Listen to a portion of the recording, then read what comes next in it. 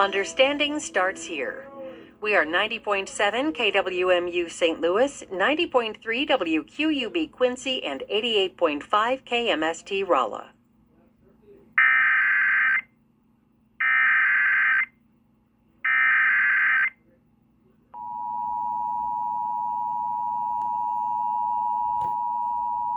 The National Weather Service in St. Louis has issued a tornado warning for Monroe County in southwestern Illinois, north central Randolph County in southwestern Illinois, southeastern St. Clair County in southwestern Illinois, until 6 p.m. At 4:57 p.m., a severe thunderstorm capable of producing a tornado was located near Crystal City, moving northeast at 35 miles per hour. Another severe thunderstorm capable of producing a tornado was northwest of Red Bud. Expected hazards include tornado and hail up to 2 inches in diameter. This is a radar-indicated threat.